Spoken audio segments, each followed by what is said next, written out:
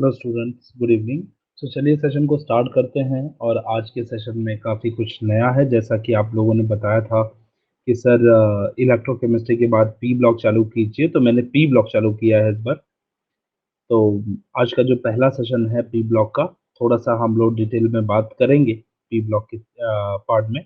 P block का जो chapter है उसमें काफ़ी कुछ डिलीटेड है। उसके बहुत सारे पोर्शन, बहुत सारे पार्ट डिलीटेड हैं, तो उनको भी हम लोग थोड़े से फोकस करेंगे। कोई इशू नहीं। इलेक्ट्रोकेमिस्ट्री की एक्सरसाइज में अगर आप देखेंगे तो थियोरेटिकल है बेटा। जो भी न्यूमेरिकल पार्ट थे उसके ऑलमोस्ट टाइप्स लगभग कर दिए हैं। एक दो टाइप होगा, आप सिर्फ प्रैक्टिस कर लीजिए उसका। एक दो टाइप्स होगा, अगर आपको कुछ डाउट्स वगैरह है तो आप उससे पूछ लीजिएगा, उसे कर लेंगे।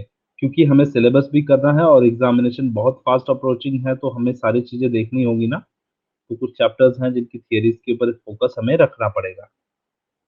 ठीक है, बिल्कुल आप टेंशन मत लीजिए। अगर आपको लग रहा है कि कोई टॉपिक ऐसा लग रहा है जो डिफिकल्ट है, I am there for you any time. मैं आपके लिए हूँ यहाँ पर, आप बिल्कुल टेंशन मत लीजिए इस बात का। ठीक है बच्चों। हाय साईराज, हेलो वेदिका, हाय प्रतीक, गुड इवनिंग सारे बच्चों, गुड इवनिंग। फटाफट ज्वाइन हो जाइए, फिर सेशन को हम लोग चालू करते हैं। जल्दी जल्दी ज्वाइन हो जाइए फटाफट। अपने नोटबुक वगैरह लेके बैठ जाइए ताकि आपको उठ के जाना ना पड़े। ठीक है, चैप्टर नंबर 7 है चिराग, वैशाली, चैप्टर नंबर 7 है। और ये पी ब्लॉक है। पी ब्लॉक हम लोग करने वाले हैं। चलो, गुड इवनिंग वंस अगेन सारे बच्चों, गुड इवनिंग। ये स्टार्ट करते हैं, चलिए चलिए स्टार्ट करते हैं बच्चों। ठीक है, इजी चैप्टर है, थोड़ा सा हमें फोकस्ड रहना है, थोड़े से बैकग्राउंड लगेंगे, थोड़े से मतलब काफी कुछ सीखने को मिलेगा आपको, बिल्कुल टेंशन वाली बात नहीं है। चलिए सेशन को कंटिन्यू करते हैं। सारी चीजें क्लियर है, स्लाइड वगैरह सब दिख रही है ना? ओके। तो जैसा कि आप सभी को पता है कि हम लोगों ने इसके पहले के सारे चैप्टर लगभग कर लिए हैं। पी ब्लॉक का के ऊपर बात करने जा रहे हैं। तो आज का जो हमारा ऑब्जेक्टिव है, the objective of the class is P block. Objective of the class is P block. Hi Eram, good evening. हम good Eram, how are you? आप सब अच्छे होंगे, आप सबकी पढ़ाई अच्छे से चल रही होगी, ऐसा उम्मीद करता हूँ मैं। और चलिए आगे तक चलते हैं। तो जो 7.1 पार्ट है वो क्या है? वो वो डिलीटेड है। तब 7.1 पार्ट जो है वो डिलीटेड है। इंट्रोडक्शन पार्ट जो था वो डिलीटेड है। ठीक है।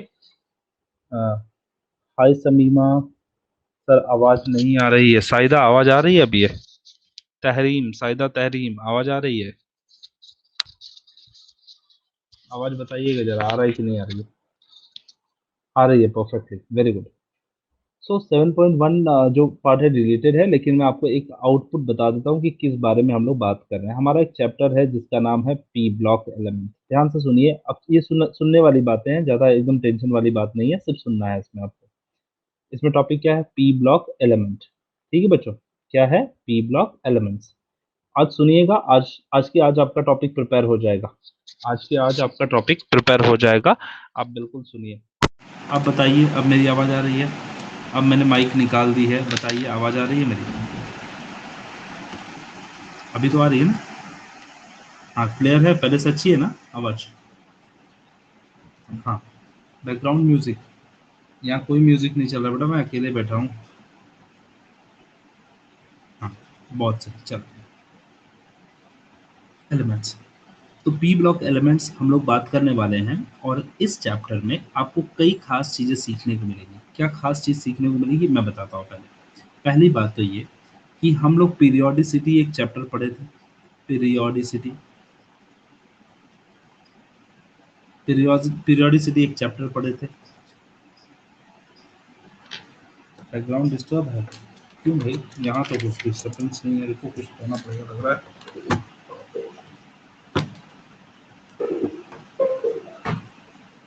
अभी बताइए, अभी अच्छा आवाज आ रहा है कि नहीं आ रहा है?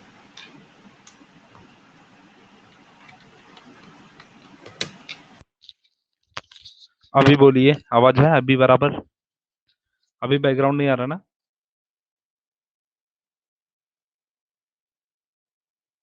हाँ, dam clear. Okay, that's what I want. Okay okay, that's what I want. हाँ, तो चलिए बात करेंगे हम लोग पी ब्लॉक की। पी ब्लॉक में मैंने एक टॉपिक बताया था, पीरियोडिसिटी, एक चैप्टर हुआ करता था पहले।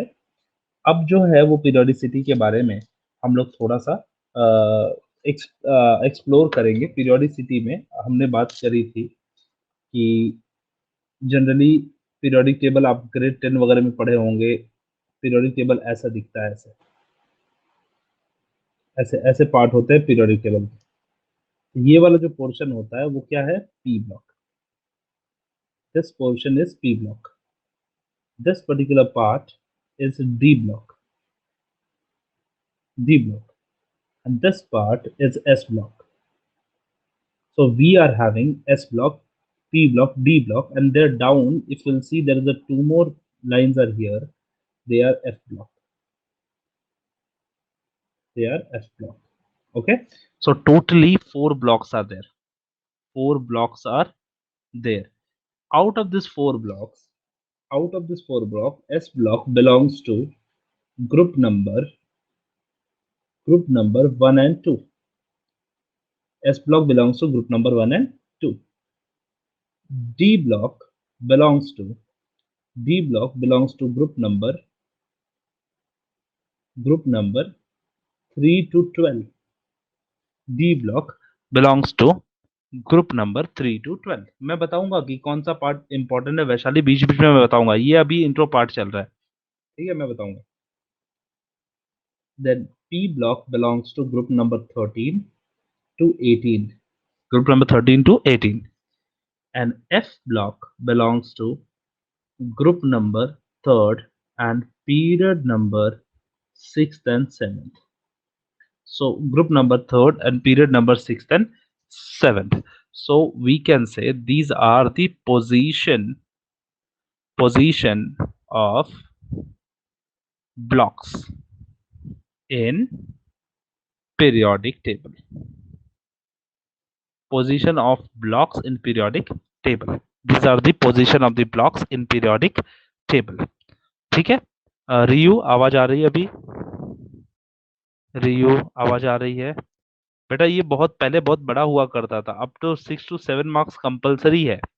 इतना तो कंपलसरी आएगा आपको पेपर में से। ये बड़ा चैप्टर पहले हुआ करता था, पहले 11 मार्क का होता था, अब इसमें से हटा दिया है बहुत सारी चीज। तो 6 to 7 marks, nearly 8 marks. Yes Nadia, you are correct. 7 to 8 marks it is there.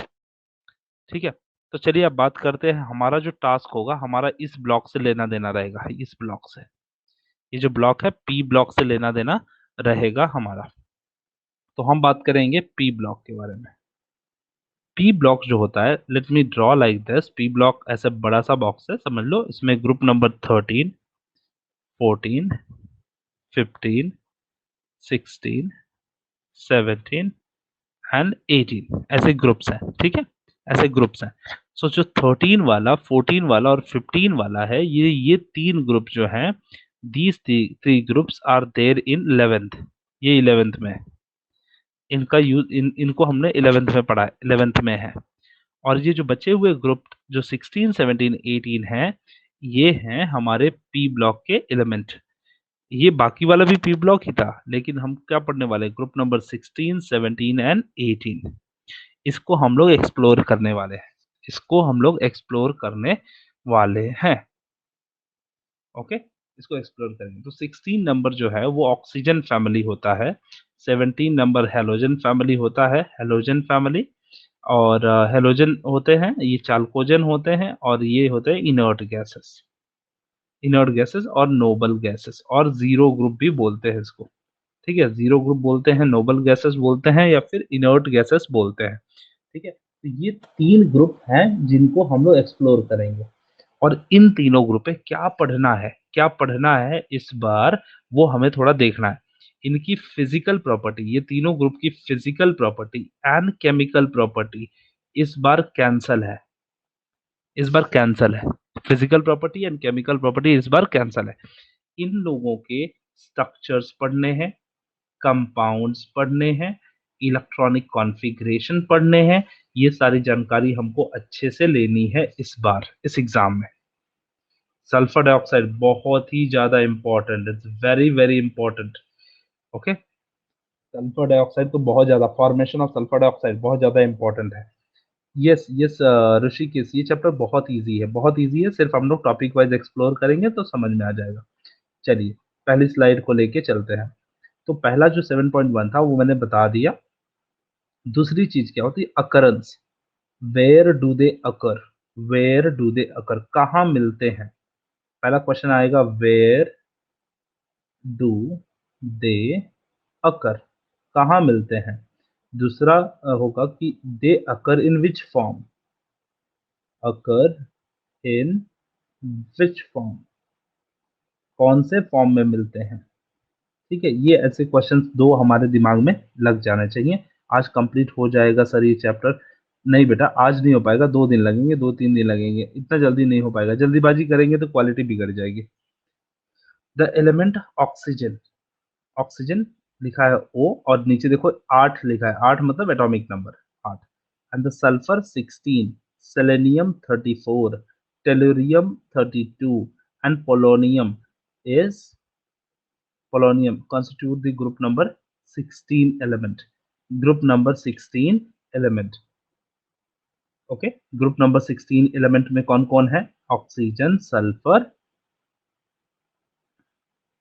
Selenium, tellurium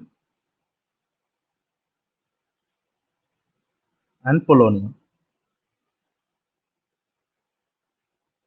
oxygen, sulphur, selenium, tellurium and polonium. Okay, oxygen, sulphur, selenium, tellurium and polonium, ये जो एलिमेंट है ये कौन से हैं, ग्रुप नंबर 16 एलिमेंट है। And the large number of the metal ore are oxide or sulfide. Group number 16 elements are also called as chalcogens। क्या बोलते हैं उनको, chalcogens। इनको, इनका दूसरा नाम है chalcogens। Why they are called as a chalcogen? We should just keep in mind that they are oxide forming family, oxide forming family। Okay, they are ore forming, sorry oxide नहीं, ore forming family, they are ore forming family, that's why these elements are ore forming। चाल्कोजेंस का मतलब होता है कि ऐसा material जो ओर form करे। ओर पता है क्या है, कितने बच्चों को पता है ओर क्या है, बताओ बताओ बताओ बताओ, फटाफट बताओ ओर क्या होता है। ओर क्या है, नहीं पता है। नहीं नहीं, ओर इज मिक्सचर, नहीं नहीं नहीं, इम्प्योर फॉर्म लाइक ग्लूकोज, नहीं नहीं नहीं, गड़बड़ हो रहा है, गड़बड़ हो रहा है, फाउंड इन सी। चलो देखो मैं बता देता हूँ, थोड़ा सा ध्यान दे दीजिए। मिनरल्स नहीं, और आर नॉट ओनली मिनरल्स। ठीक है, देखो देखते हैं क्या होता है। देखो आप लोगों को पता है माइनिंग करते हैं हम लोग, माइनिंग, खदानों में माइनिंग करते हैं। माइनिंग करते हैं तो हमें क्या मिलता है, मिनरल मिलता है, मिनरल।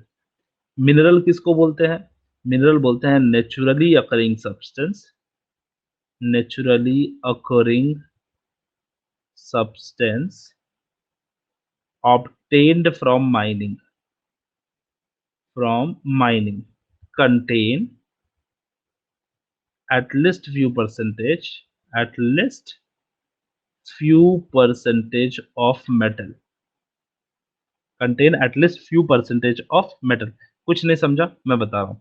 देखो मिनरल क्या होता है, मिनरल ऐसी चीज है जो माइनिंग से मिलती है, हमें माइन करके मिलती है। ठीक है, मिनरल कहाँ से मिलती है, माइन करके मिलती है। पहली चीज है मिनरल माइनिंग से मिलता है। दूसरी चीज क्या है कि मिनरल माइनिंग से मिलता है बट उसके अंदर कुछ परसेंटेज ऑफ मेटल होने चाहिए, या फिर कुछ परसेंटेज ऑफ रिक्वायर्ड मेटल होना चाहिए जिन्हें आप ढूंढ रहे हो। जैसे जैसे मैंने एक जगह ले ली, अब एग्जांपल के लिए ले लीजिए, जैसे ये पूरा एरिया मेरा खेत है, समझ लीजिए ये मेरा पूरा पार्ट है। ओके, ये मेरा पूरा लैंड है। इस लैंड के अंदर मुझे मुझे माइनिंग करवाना है, माइनिंग, और मुझे किसी ने बताया कि इसके अंदर जिंक होगा, इसके अंदर जिंक है तो ढूंढ ले, इसके अंदर जिंक है, ऐसा किसी ने बोला। तो मैं पहले क्या करूंगा कि इसका सैंपलिंग करूंगा, सैंपलिंग, सैंपलिंग करूंगा, और मैं माइन करके 3-4 जगह से सैंपल लूंगा, सैंपल, सैंपल लूंगा। उस सैंपल के अंदर मैं चेक करूंगा कि किसके अंदर जिंक है। अगर सबके अंदर जिंक रहेगा, सबके अंदर, तो ये सारे के सारे मिनरल है। क्या है, सारे के सारे मिनरल है। लेकिन जिंक का परसेंटेज जिसके अंदर ज्यादा रहेगा, जिस सैंपल के अंदर जिंक का परसेंटेज ज्यादा रहेगा, उसे हम लोग ओर कहेंगे, ओर ऑफ जिंक। समझ में आ रहा है। मतलब मिनरल क्या होता है? Mineral is what naturally occurring substance, naturally occurring substance, we can say naturally occurring substance obtained from mining which contain at least few percentage, at least कुछ percentage रहना चाहिए, few percentage of metal in that, that is called as a mineral. Mineral is very normal, every material which contain a metal and naturally occurring is mineral. But all minerals, all minerals are not ore, not ore. Who are the ore? Ores are the mineral which contain high percentage of metal. No, ore is a pure substance of metal. No, no, no, no, no, no. बस गड़बड़ कर रही हो, सीधी सीधी सब गड़बड़ कर रही है। हम लोग बोलेंगे मिनरल्स, मिनरल्स मतलब क्या हो गया कि उसके अंदर बहुत सारी इम्प्योरिटी रहेंगी और साथ में मेटल्स भी रहेंगे। ठीक है, तो जैसे मान लो, अब एक एग्जांपल समझो, इसको अच्छे अच्छे समझो। जैसे मान लो कि मुझे एक पर्टिकुलर एरिया मिल गया, इतना बड़ा एरिया मिल गया। इस एरिया में मुझे सैंपलिंग करना है, सैंपलिंग सैंपलिंग करना मतलब सैंपल निकालना है। तो मैंने 4-5 बच्चों को भेजा, जैसे भूषण को भेजा तो भूषण ने एक सैंपल नंबर 1 निकाल के लाया।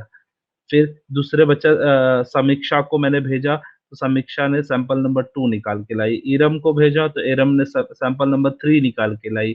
और चौथा जो बच्चा है सैंपल नंबर 4 निकाल के लाई, स्वाति ने सैंपल नंबर 4 निकाल के लाया। तो ऐसे 4 बच्चों ने 4 सैंपल निकाल के लाए। इसके अंदर जिंक का जो परसेंटेज था, इनके अंदर जिंक का परसेंटेज था 10% था इसके सैंपल के अंदर। ये सैंपल के अंदर 20% था, इसके अंदर 15% था, इसके अंदर 7% था। तो देखो सबके अंदर जिंक है ना, सबके अंदर मेटल है ना, मतलब समझ रहे हो, सबके अंदर मेटल है ना। तो सबके अंदर जब मेटल है तो इसका मतलब सबके सब मिनरल है, सबके सब मिनरल है। जिसके अंदर भी इनऑर्गेनिक मेटल रहेगा, इनऑर्गेनिक मटेरियल और मेटल रहेंगे तो उनको क्या बोलेंगे हम लोग? मिनरल है वो। तो उसके अंदर ये मिनरल हो गया। लेकिन इन चारों के बाद जो सैंपल नंबर 2 जिसने कलेक्ट किया था उसके सैंपल को हम लोग ओर कहेंगे, ओर। क्यों? क्योंकि it contain a high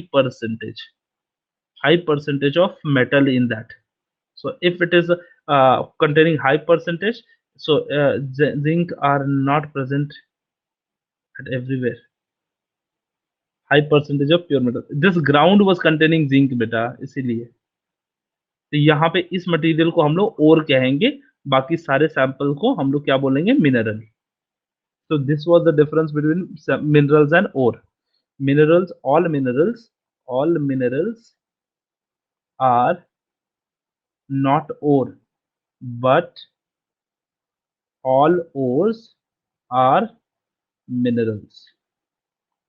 All minerals are not ore, but all ores are mineral. High percentage of ore in mineral. Yes, yes. So ore is not a pure form. It's not a pure form. It's not pure form. Not a pure form. Ore contain impurity. That impurity is called as a gang.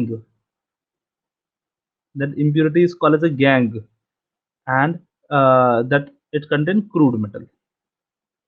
Crude metal, and this crude metal undergoes refine to form pure metal. ठीक है, so ore contain impurity, ore is not pure. Okay, समझ में आ रहा है? Sir repeat करो, कुछ नहीं समझ रहा सर। क्या समझना है बेटा इसमें? चलो ठीक है। देखो अभी मैं क्या बता रहा हूँ, जाने दो इसको, हम लोग अननेसेसरी खींच रहे हैं, इसकी जरूरत नहीं है हमारे टॉपिक में। वैसे भी हमारे टॉपिक में इसकी रिक्वायरमेंट इतनी नहीं है।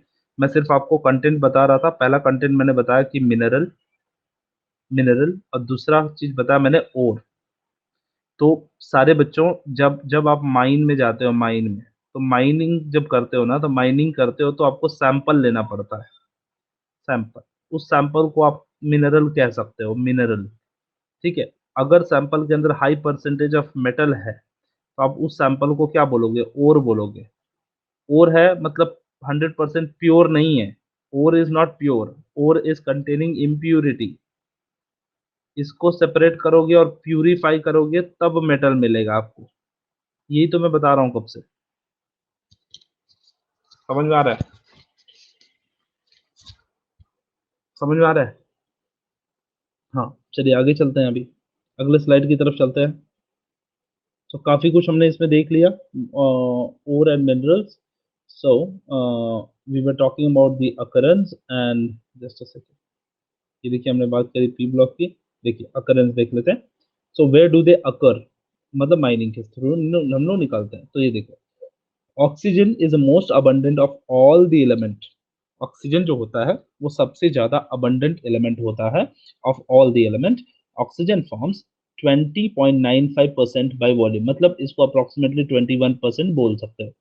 तो 21% क्या होता है? ऑक्सीजन प्रेजेंट होता है in the total volume of air. About 46.6% by mass of earth crust. sulfur form Sulfur forms 0.034%. Sulfur forms 0.034% by mass of earth crust. Okay, so total mass of earth के comparison में, 0.03% कौन है? Sulphur है। और total mass of earth के comparison में 46.6% कौन है? ऑक्सीजन है। ठीक है, ऐसे याद रखना आपको, तो समझ में आ जाएगा। It occur mainly in combined form. किस फॉर्म में अकर होता है? It occur mainly in a combined form as a sulphate, as a gypsum. कैसे मिलता है? कंबाइंड फॉर्म में। कौन मिलता है? सल्फर। सल्फर अकेले नहीं मिलता, सल्फर के क्रिस्टल अकेले नहीं मिलते, सल्फर हमेशा कैसे मिलेगा? कंबाइंड फॉर्म में मिलता है। It is always available in the combined form. Abundant means large amount, abundant means large amount. Okay, combined form मतलब हमेशा हमेशा हमेशा कंबाइंड फॉर्म में रहेगा। जैसे कैल्शियम सल्फेट देखो ना, कैल्शियम के साथ कंबाइन है। Epsom salt, gypsum salt, calcium sulphate. Epsom salt, magnesium sulphate. Barite salt, barium sulphate. Okay, barite salt, दो एलिमेंट। बाइरेट सॉल्ट मतलब barium sulphate, and sulphides are the galena. Sulfides are the galena. Okay, so sulfides are such as galena, PbS। galena है question bank में। Yes, galena को क्या बोलते हैं? galena को का हम बोलते हैं PbS, lead sulphide. Lead sulphide को galena बोलते हैं। जिंक ब्लेंड को बोलते हैं जिंक सल्फाइड। ओके, तो ये सब वर्ड आएंगे आपको, और आएंगे तो अब नया नाम मत समझना, ठीक है? Zinc blende. जिंक ब्लेंड क्या होता है? Zinc sulphide. Okay, copper pyrite, we are having copper pyrite. Copper pyrite, this is also sometime asked. So copper pyrite is what? Two metal involved in this, copper and FeS2, copper pyrite. Copper pyrite contain iron in that as well as copper in that। ठीक है, तो दोनों चीजें याद रखना है। कभी कभी क्वेश्चन आ जाता है, which of the following like ore, which of the following ore contain the copper and iron both? So you can say copper and iron is what? Copper pyrite। ठीक है, zinc blende ZnS, galena is PbS, magnesium sulfate with 7H2O is Epsom salt। Okay, hi Yushra, कैसे हो? Selenium and tellurium, याद रखो, selenium and tellurium are also found as a metal selenide and telluride in sulfide ore। Polonium, such as a radioactive, which is a radioactive and is a decay product of thorium and uranium। So याद रखना, polonium undergoes decay to produce the thorium and uranium। Polonium undergoes disintegration to give out the thorium and uranium। Okay, this is radioactive element। This is radioactive element। Radioactive element. Okay okay, आपका message नहीं आया था तो फिर मुझे लगा कि नहीं आया अभी। ठीक है, ये रेडियोएक्टिव एलिमेंट होता है पोलोनियम। याद रखना है आपको, कौन कौन से एलिमेंट है? Oxygen, sulphur, selenium, tellurium, polonium. ठीक है, oxygen, sulphur, selenium, tellurium, polonium. Polonium क्या है? Radio active. Selenide, telluride. Okay, जोर के बोलिए ना सर, जोर से बोलूं, जोर से। अभी आवाज आ रही है? जोर से तो बोल रहा हूँ। अच्छा, चलो चलो। हाँ, ब्रेकआउट लूंगा राजू, राजू ब्रेकआउट लूंगा, थोड़ा सा पढ़ा लेने दो बेटा, क्योंकि अभी टॉपिक में अभी लय में आए हैं तो थोड़ा पढ़ा लेने दीजिए। चलो, नेक्स्ट चलते हैं। नेक्स्ट देखते हैं क्या है। ये सब तो हमने मिनरल्स और बात कर ली थी, फिर उसके बाद हम लोग बात करेंगे नेक्स्ट। फ्लोरीन मेनली अकर इन इनसॉल्युबल फ्लोराइड, याद रखो फ्लोर्स पर, ये भी बहुत इंपॉर्टेंट पॉइंट है, इसको बस हाईलाइट कर लो। Fluorine occur mainly in insoluble fluoride, that is that is called as a fluorspar. Fluorspar is what? Calcium fluoride. Okay, and cryolite is what? Sodium aluminium fluoride. Okay, sodium aluminium fluoride. So that is called the cryolite. So sometimes they ask in MCQs that what is cryolite, what is the fluorspar, these all things they ask. तो ये याद रखना, फ्लोर्सपर मतलब क्या होता है? Calcium fluoride. Cryolite का मतलब होता है सोडियम एल्यूमिनियम फ्लोराइड। और फ्लोरापटाइट, फ्लोरापटाइट कैसे लिखेंगे? This is the फ्लोरापटाइट।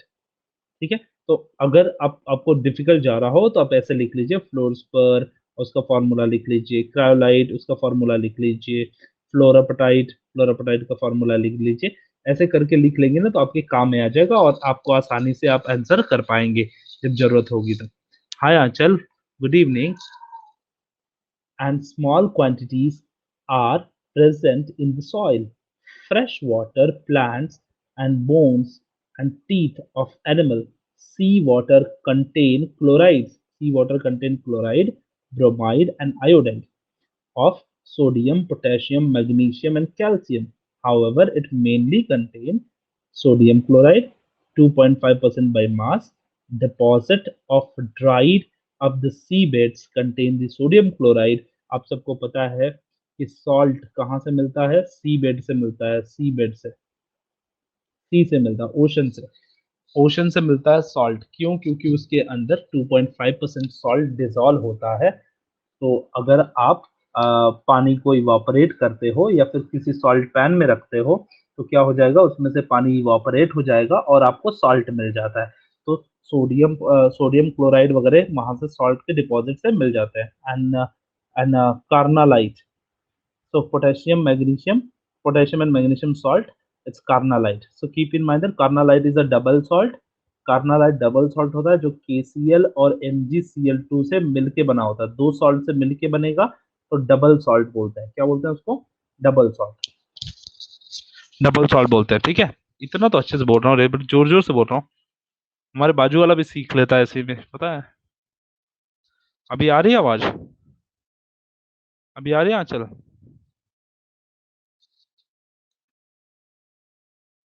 हाँ, so marine life and also contain the iodine in their system. For example, seaweed contain up to 0.5% iodine and cheel saltpeter. Very, very important. Let me highlight this because you should not miss it. So ये इसको miss नहीं करना। चील saltpeter, चील saltpeter contain up to 0.2% of sodium iodate. क्या मिलता है चील saltpeter में? चील saltpeter is containing 0.2% 0.2% of sodium iodate, sodium iodate. Okay, 0.2% of sodium iodate, astatine, and the last member of halogen family is radioactive and has a half life of 8.1 hour. Half life is what? 8.1 hour. Who is radioactive? Astatine. Let me explain this first. We are having halogens. Halogens, कौन कौन है halogen? Fluorine, chlorine, bromine, iodine and astatine. देखो ध्यान से सुनो, fluorine जो होता है, ध्यान से सुनो ध्यान से, फ्लोरीन जो होता है, फ्लोरीन फ्लोरस्पर में मिलता है, फ्लोरस्पर में मिलता है। क्लोरीन किसके साथ मिलेगा? सोडियम क्लोराइड के साथ मिल जाएगा। हाँ, ठीक है। और ये जो आयोडीन जो मिलता है, आयोडीन चील सॉल्ट पीटर के अंदर 0.2% क्या होता है? आयोडेट होता है, सोडियम आयोडेट। आयोडेट, ठीक है, सोडियम आयोडेट होता है। एसिटाइन जो होता है वो रेडियो एक्टिव होता है। क्या होता है? Radio active. और ये रेडियो एक्टिव होता है तो इसकी हाफ लाइफ है, हाफ लाइफ कितने घंटे की होती है? 8.5 आवर्स की हाफ लाइफ होती है। देखो लिखा है ना 8.5 आवर्स, कितना लिखा है देखो, लेट मी सी, 8.1 आवर्स, सॉरी 8.1 आवर्स की हाफ लाइफ होती है। 8.1 आवर्स की हाफ लाइफ होती है, यहाँ पर 8.1 आवर्स की हाफ लाइफ होती है। तो हाफ लाइफ का मतलब है, पहले बता दूं, हाईली रेडियो एक्टिव होता है, बहुत जल्दी डिसइंटीग्रेट होता है। जिसकी हाफ लाइफ कम होती है वो बहुत जल्दी डिसइंटीग्रेट होता है। और इसकी हाफ लाइफ कितनी है? Half life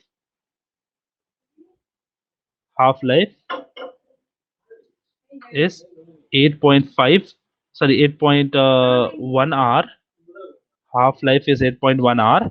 So in this case what we can say, so half life is 8.1 hour। इसका मतलब क्या होता है कि अगर आप 1 ग्राम का कोई सब्सटेंस है, 1 ग्राम अगर आपने एस्टेटाइन लिया, अगर आपने 1 ग्राम एस्टेटाइन लिया तो उसको 8.1 आवर में ना वो क्या हो जाएगा? 0.5 ग्राम हो जाएगा। 8.5 आवर, 8.1 आवर में 0.5 ग्राम हो जाएगा। वो डिसइंटीग्रेट होता है, वो डीके होता है, ठीक है। But let me tell you one more concept. चलो, let's say, let's say 8.1 hour में क्या होता है? 1 gram, 1 gram is converting into 0.2, sorry, converted into 0.5 gram. तो 4 आवर्स में, in 4 hours 1 gram substance will how much remain? X quantity remain. How many grams will remain? Tell me. In 4 hours, how many grams will remain?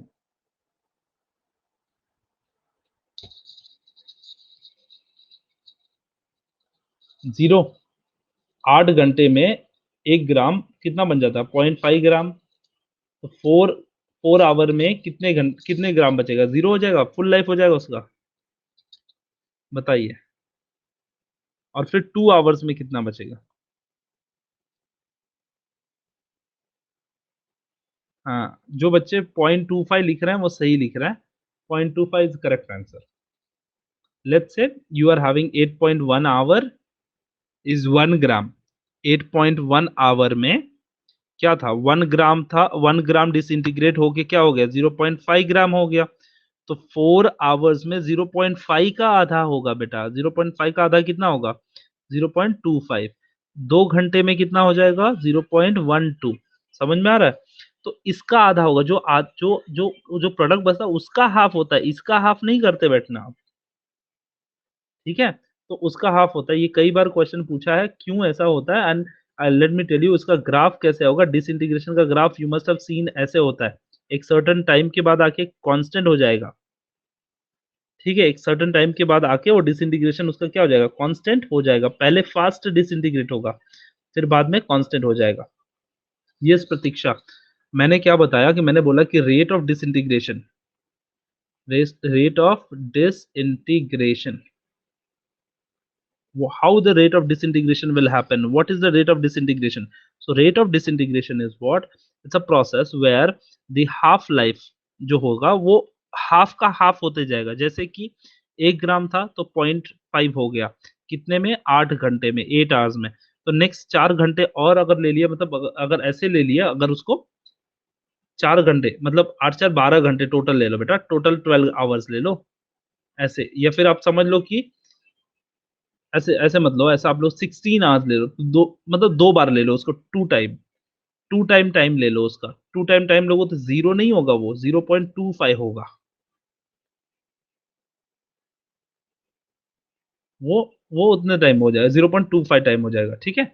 ऐसे type का समझ लो तो समझ में आ जाएगा। So come back on this slide again, and this slide.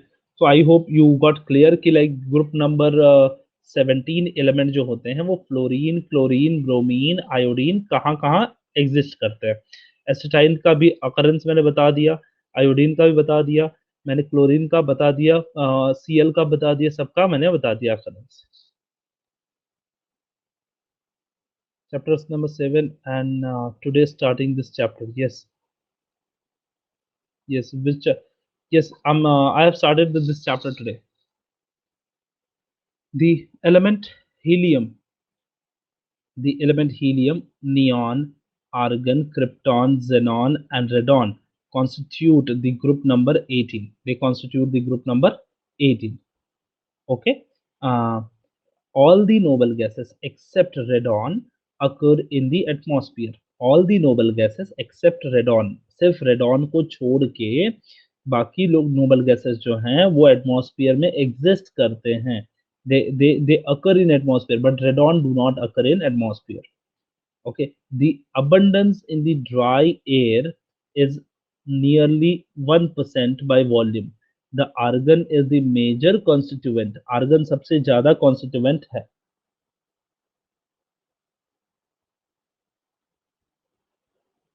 ऐसा लगता है कि साइंस वालों की ही बुक है.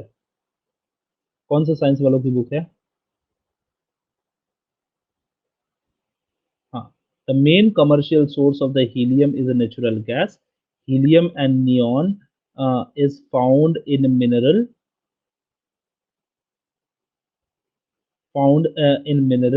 of radioactive origin. Example: pitch blende, monazite, and clavite.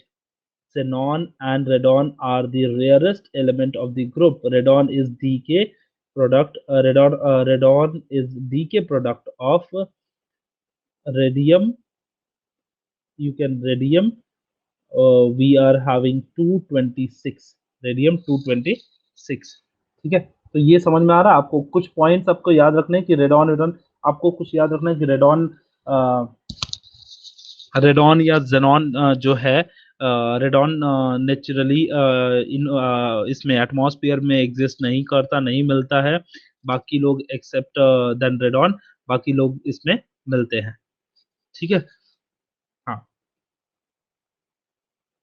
ठीक है. ठीक है, चलिए आगे चलते हैं अगले वाले पार्ट के ऊपर. अगले वाले पार्ट पे चलते हैं. ये हो जाएगा, काफी कुछ कवर हो जाएगा बच्चा आज. अच्छा लगेगा आप लोगों को. Next is what electronic configuration of the element group number 16, 17 and 18. Let me explain this electronic configuration part. See, electronic configuration you must have studied. Electronic configuration.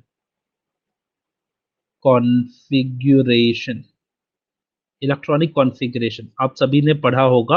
मैं थोड़ा सा आपको ब्रीफ आउट कर देता हूं कि ग्रुप नंबर 16.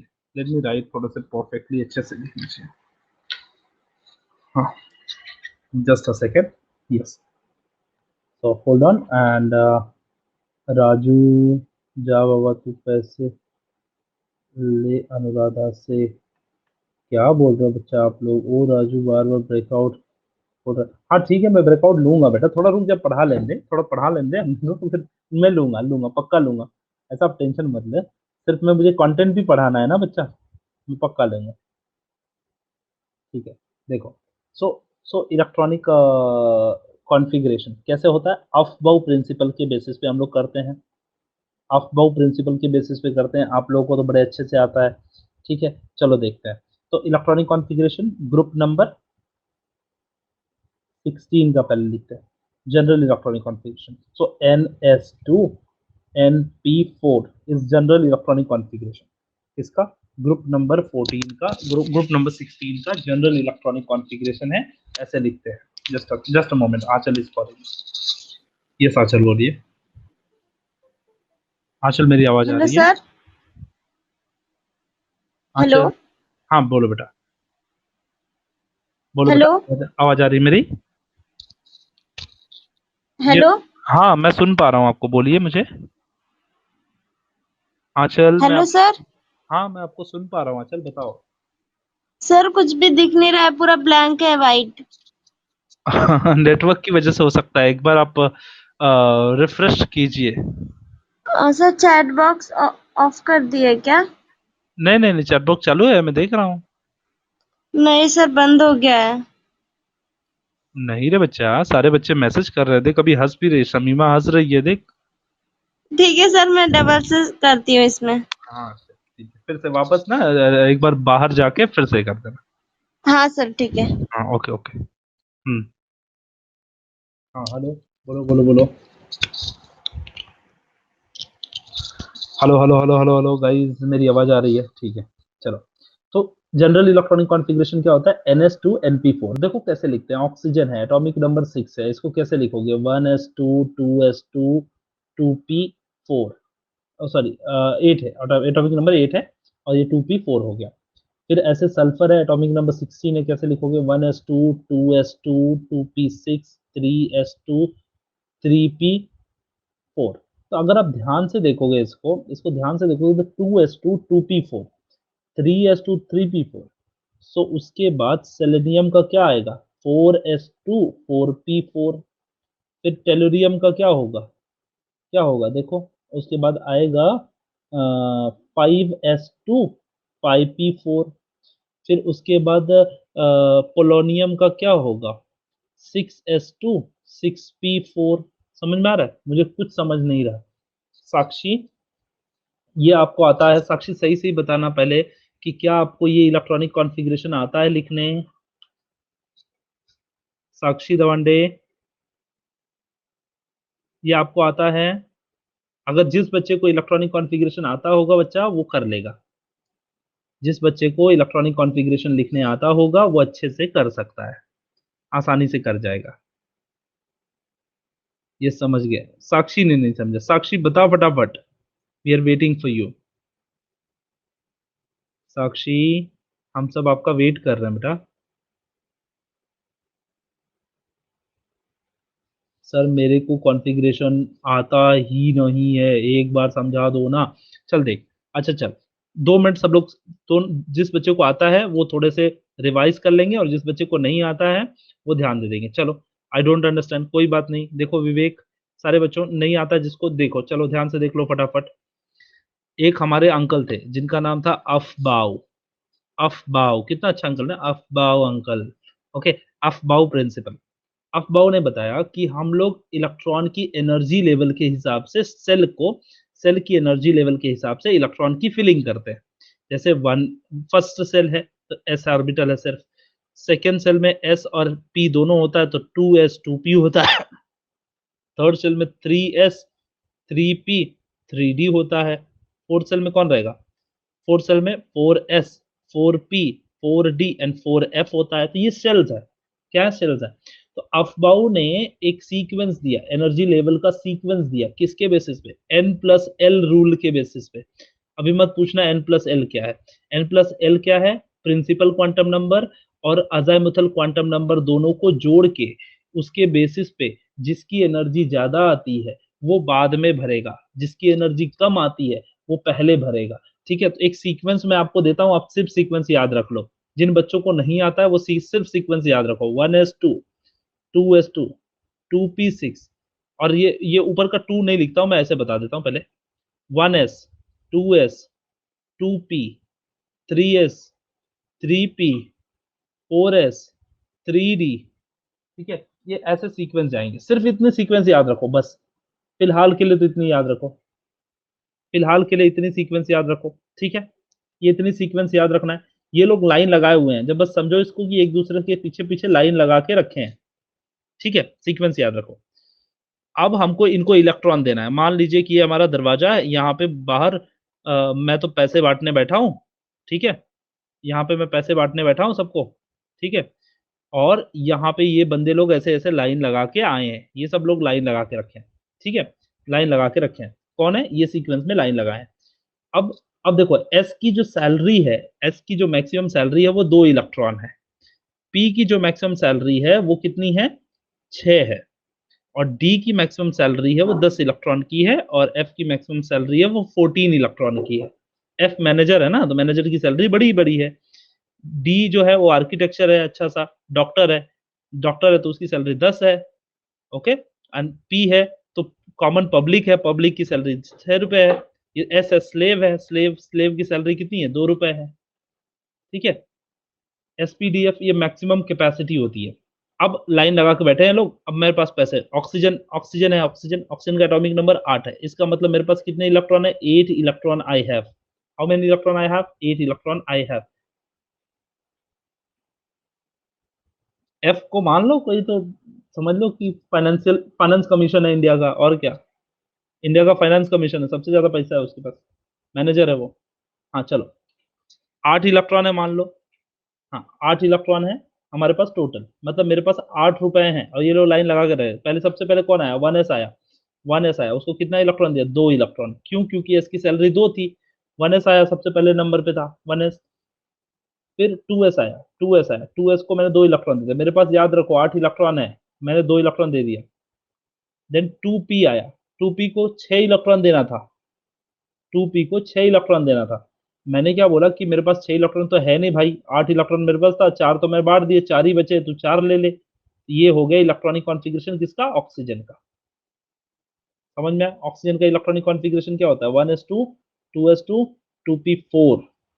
ठीक है, अब ऐसे ही सल्फर का निकालते, चलो सल्फर आ गया, सल्फर का एटॉमिक नंबर कितना है, 16, सल्फर का एटॉमिक नंबर कितना है, 16, 16 है सल्फर का। तो इसको कैसे बांटेंगे, फिर से बांटना चालू करेंगे, 16 इलेक्ट्रॉन मेरे पास है, 16 rupees I am having, 16 rupees, now I am paying them up. कैसे पे करूंगा, पहले कौन आएगा, 1s आएगा, 1s को 2 इलेक्ट्रॉन दे दिया, फिर 2s आएगा, 2 इलेक्ट्रॉन दे दिया, फिर 2p आया, उसको 6 इलेक्ट्रॉन, मेरे 10 इलेक्ट्रॉन खर्चे हो चुके हैं, ध्यान देते रहिए। 3s2 2 इलेक्ट्रॉन दे दिया, फिर 3p कितना, 6 इलेक्ट्रॉन देना था, लेकिन मेरे पास 4 ही इलेक्ट्रॉन बचा था, तो मैंने दे दिया। तो इसमें देखो ये ऐसे इलेक्ट्रॉन मैंने कर दिया। अब तुम ध्यान से देखोगे अगर, तो मुझे पहले वाले में क्या मिला, 2s2 एंड 2p4, दूसरे वाले में 3s2 एंड 3p4। ऐसे ही अगर अगर अगर हम सेलेनियम लेके आएंगे तो उसका क्या आएगा, 4s2 एंड 4p4। फिर अगर मैं टेलुरियम लेके आऊंगा तो क्या आएगा, 5s2 5p4, then 6s2 6p4। तो इसका जनरल इलेक्ट्रॉनिक कॉन्फ़िगरेशन क्या हो गया, ns2 np4, ns2 np4। Okay, ns2 np4, ये ऐसे सीक्वेंस फॉलो होंगे। ये बहुत बेसिक था बेटा, ग्रेड लेवल में होता है। फिलहाल आप सबको जिसको डाउट था उनके लिए मैंने बताया। चलिए बच्चों आगे चलते हैं, नहीं तो बहुत टाइम लग जाएगा इसमें। ठीक है, इलेक्ट्रॉनिक कॉन्फ़िगरेशन की हम लोग बात कर रहे थे, तो चलिए मैं यहाँ पे दिखा दूं, मेरा वाला स्लाइड किधर गया। हाँ देखिए, ये इलेक्ट्रॉनिक कॉन्फ़िगरेशन था। तो ऑक्सीजन का देखिए, ऑक्सीजन का हीलियम, हमने हीलियम क्यों लिख दिया, देखो अब ध्यान से देखो, अब इसको देखो, इसको भी बता देता हूँ। सल्फर जो 16 है, सल्फर को कैसे लिखते हैं, 16 एटॉमिक नंबर है, इसको लिखूंगा 1s2 2s2 2p6 3s2 and 3p4। तो ये मैंने कर लिया 3p4। अब ध्यान से देखिए, इसको 10 है ना, ये 10 है ना, 10, 10 को हम लोग नियॉन भी बोलते हैं, क्या बोलते हैं, नियॉन। तो नियॉन लिख दिया मैं शॉर्टकट में, और 3s2 3p4, समझ में आ रहा है। ये ऐसा भी लिखने का तरीका है, एटॉमिक नंबर नियॉन कितना है, 10 है ना, 10 इलेक्ट्रॉन हो गया यहाँ पे, तो इसीलिए मैंने नियॉन लिख दिया इसको। ठीक है, तो नियॉन भी लिख सकते हैं ऐसे, neon, helium, argon, krypton, xenon. But यहाँ पे अपने मर्जी से कोई भी मत लेना, कोई भी मत, जैसे अभी ऐसा लिख दिया किसी दिन ऐसा लिख दिया कि चलो भाई मैं ऐसा लिखता हूँ, सल्फर का ये 12 ले लेता हूँ, मेरी मर्जी है भाई, मैं तो 12 ले लूंगा, और मैग्नीशियम लिख देता हूँ, ऐसा नहीं, ऐसा नहीं, ये गड़बड़ हो जाएगा भाई। समझ रहे हो, 1s2 2s2 2p6 3s2 and 3p4 था, और आपने गलती से ये 2 भी ले लिया इसके साथ, ये क्या हो गया, 12 हो गया ना, 12 मैग्नीशियम लिख दिया, और बोलोगे मैग्नीशियम लिख के 3p4 लिख रहा हूँ, नो नो, गड़बड़ हो जाएगा। Only noble gases, only noble gases, and these are very basic things we should remember, ये याद रखना चाहिए, नहीं तो आपका पेपर स्लो हो जाएगा, आप एग्जाम जब लिखने जाओगे तो स्लो हो जाओगे। ठीक है, तो याद रखो, ये ग्रुप नंबर 16 है, जनरल इलेक्ट्रॉनिक कॉन्फ़िगरेशन क्या आया, ns2 np4। ये ग्रुप नंबर 17 है, तो जनरल इलेक्ट्रॉनिक क्या आएगा, ns2 np5, और इसका क्या आएगा, ns2 np6। ठीक है, ns2 np6। so this is what the configuration, I hope it is clear। इसके ऊपर इतना ज्यादा क्वेश्चन तो नहीं आने वाला है, तो मुझे लग रहा है कि इसके ऊपर इतना टाइम वेस्ट करके या टाइम लगा के मतलब नहीं है, आगे चलते हैं। ठीक है, चलिए, इलेक्ट्रॉनिक कॉन्फ़िगरेशन ऑफ ग्रुप 17 16 यही बताया, वही टेबल में बता रहा था, जो सारी चीजें वही बताया मैंने यहाँ पे, कि general electronic configuration is what, ns2 np4, ns2 np4 होता है, and while that the 17 element is ns2 np4, ns2 np5 for 17, this is for 16, this is for 17 and 18 के लिए क्या होगा NH2NP6 फॉर 18। ठीक है, इनर गैसेस। इतना easy नहीं, बिल्कुल नहीं पूछेंगे बेटा, बट सीखना पड़ेगा, कंटेंट में दिया तो बोलो सर आपने बोला छोड़ दिया, सर आपने बोला छोड़ दिया, ऐसा बोलोगे। anomalous behavior, before going to anomalous behavior I would like to have a breakout with you, मतलब एक छोटा सा ब्रेकआउट सिर्फ मूड अच्छा करने के लिए थोड़ा ले लेते हैं, ठीक है बच्चा। फिर उसके बाद वापस आएंगे इसी पॉइंट पे और डिस्कशन करेंगे। चलिए, मूड जल्दी से अच्छा करने के लिए हम लोग एक ब्रेकआउट ले लेते हैं और फिर उसके बाद हम लोग डिस्कस करेंगे फिर से। चलो एकदम इजी क्वेश्चन पूछ रहा हूँ, ये वाला पूछ लेता हूँ, चलो जाने दो, वो वाला मत पूछो। Ask in breakout and 90 second I am giving. देखो कितना इजी क्वेश्चन है, बताओ। ऑक्सीजन मॉलिक्यूल इज, ऑक्सीजन जो मॉलिक्यूल है वो क्या है, वो डायमैग्नेटिक है, पैरामैग्नेटिक है कि फेरोमैग्नेटिक है, क्या है? ये देखो क्वेश्चन बैंक 2021 में भी आया हुआ है, देखो मैं कुछ बोल नहीं रहा हूँ, नया नहीं बोल रहा हूँ, क्यूबी 2021 में है, देखो क्वेश्चन बैंक 2021 में है ये।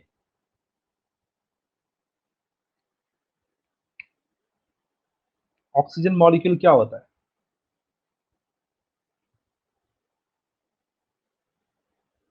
ये अभी सिखाऊंगा तो आ जाएगा, अभी अब टेंशन मत लो, ये वाला अभी तो आपने किया भी नहीं होगा, थोड़ा सा तो आपको लग रहा होगा,